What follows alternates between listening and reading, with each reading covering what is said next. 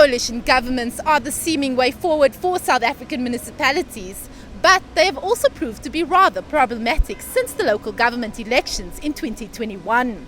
Over the past few weeks, the city of Tshwane has been in turmoil over scandals involving the former mayor. Now the capital city has a new mayor, and the DA Cilliers Brink could possibly be on the brink of solving many of the issues of the city. Thank you so much for taking the time to speak to us today. I imagine it's been a very busy week for you. So let's just jump right in. What are some of the major plans that you have in store for the city of Tshwane going forward over the next few months?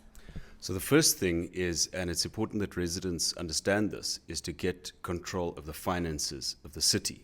Because if we don't ensure that there is value for the money that people pay in rates, tariffs, and charges, the services that are going to be delivered aren't going to improve, they're going to get worse.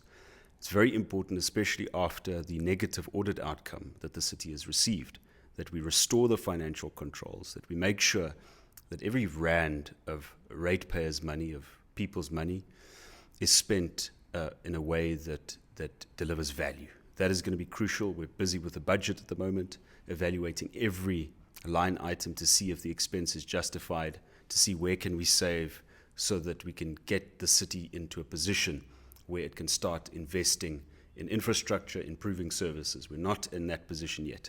The second important point is we're going to look at unscheduled power outages. Of course, load shedding has got a major effect on your electricity network. Many people complain that after load shedding ends, the lights don't come on. And very often it's because of the damage done by load shedding to your local reticulation network. Also, it gives cable thieves the opportunity. You get forward notice that this line is going to be off, so cable thieves strike, and that leads to power being lost and time and money being spent restoring the power. We have to, as a city, become less dependent on Eskom. So we have to look at what alternative energy sources we can invest in so that we can do what Cape Town is doing, what other cities are doing, and reducing that dependence on Eskom. Lastly, we've got to do all of these things as if it's not daunting enough, while steadily improving services. And I know that services aren't what they are meant to be. As the economy has deteriorated, as the revenue collection of the city has deteriorated, especially since the COVID period, services have deteriorated.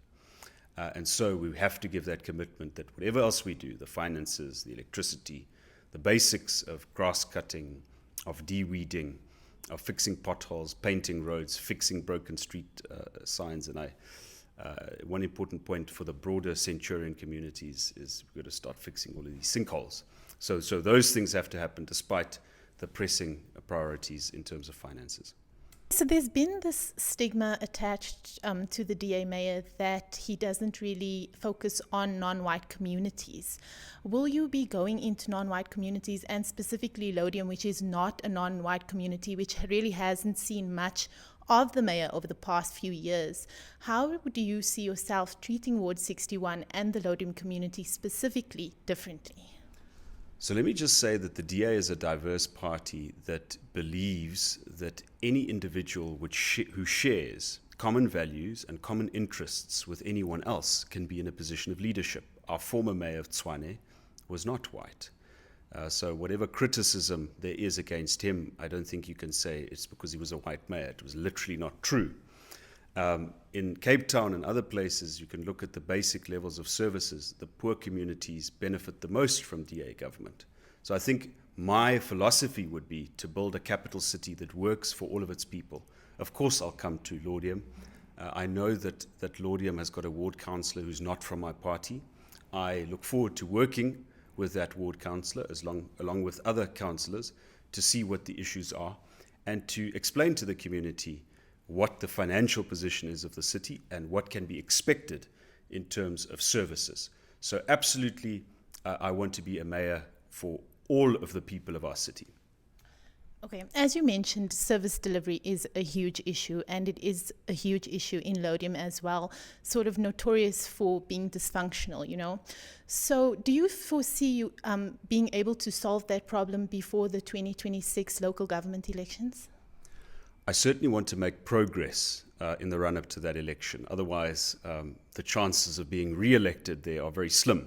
So that should be any politician's objective, to make progress. And I know some of the issues experienced in Laudium: cable theft, power outages. I know the informal settlement. There's very often a problem with the overloading of the electricity network, illegal connections.